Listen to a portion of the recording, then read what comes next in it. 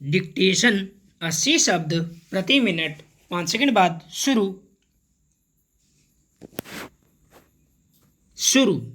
जिस समय देश भर में कोरोना के संक्रमण की दर चिंताजनक स्तर तक पहुंच गई है, ऐसे में राजधानी दिल्ली में स्थिति काबू में होने की खबरें बेशक राहत की बात है, लेकिन सवाल है कि जांच के जिन आंकड़ों के आधार पर हालात में सुधार की बात कही जा रही है, क्या वे पूरी तरह विश्वसनीय हैं?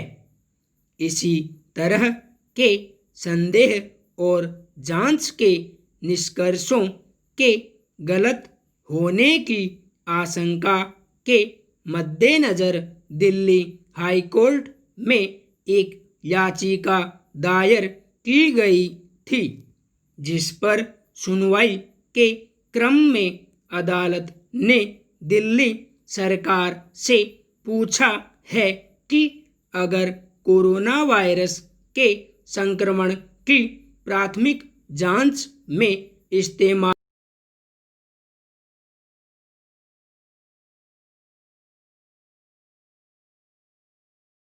की रिपोर्ट में नतीजों के गलत आने की दर बहुत ज़्यादा है, तो वह इस जांच को क्यों करा रही है?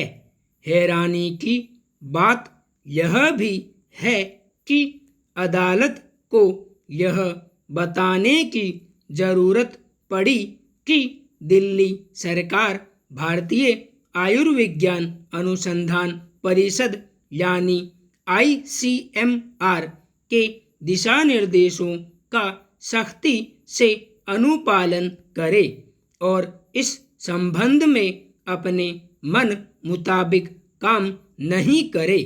दरअसल देश भर में कोरोना संक्रमण के जितने भी मामले सामने आ रहे हैं, उन्हें लेकर एक सवाल यह उठा है कि सरकारें चूंकि संक्रमण की जांच को लेकर सुस्त हैं, इसलिए जितने लोग संक्रमित बताए जा रहे हैं, वास्तविक संख्या उससे ज़्यादा होगी।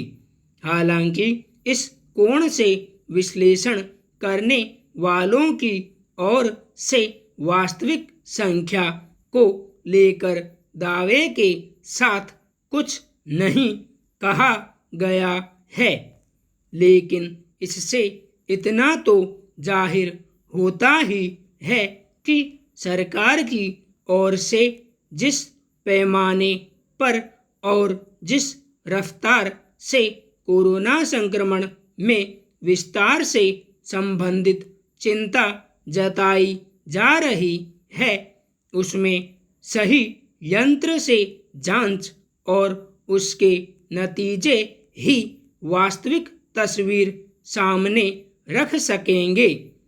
इसके लिए ज़रूरत इस बात होगी कि प्रतिदिन के मुताबिक न केवल दिल्ली में बल्कि समूचे देश में ज़्यादा से ज़्यादा जांच का काम बढ़ाया जाए। विडंबना यह है कि संक्रमण की पुष्टि के लिए जिन यंत्रों या जांच किट का इस्तेमाल चल रहा है, उसमें कई स्तरों पर सटीक नतीजे नहीं देने को लेकर दुविधा खड़ी हुई है। दिल्ली सरकार ने रैपिड एंटीजन जांच को प्राथमिकता दी और संक्रमण के लक्षण वालों को ही RT-PCR जांच कराने की बात कही, जबकि रैपिड एंटीजन जांच में सटीक और सही नतीजे देने की दर काफ़ी कम पाई गई। ऐसे में अगर दिल्ली में सरकार संक्रमण की स्थिति में तेजी से सुधार की बात कह रही है तो उसकी विश्वसनीयता कितनी होगी। यूं कोरोना संक्रमण की जांच के लिए फिलहाल इस्तेमाल में आ रहे टेस्ट किट के सटीक नतीजों पर शुरू से ही सवाल उठते रहे हैं।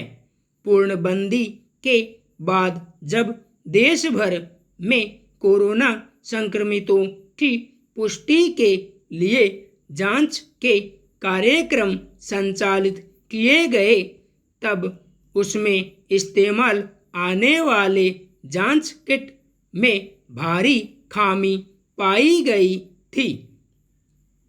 अब रैपिड एंटीजन जांच भी कठघरे में है।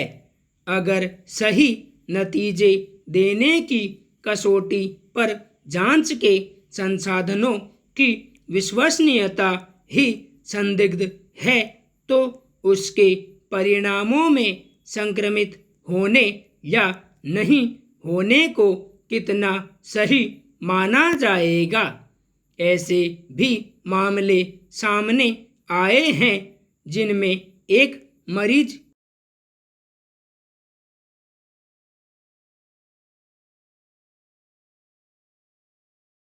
नेगेटिव होने के विरोधाभास पाए गए। ऐसे में कोरोना के संक्रमण के विस्तार और उसके खतरे को देखते हुए जरूरत इस बात की है कि जांच किट या जांच के लिए इस्तेमाल में लाए जा रहे संसाधनों को लेकर पुख्ता तौर पर यह तय किया जाए कि उनमें कोई गड़बड़ी नहीं है। अगर जांच किट या इसके प्रयोग की प्रक्रिया दोषपूर्ण होगी तो उसके नतीजों की विश्वसनीयता पर भी सवाल उठेंगे। संपूर्ण विराम।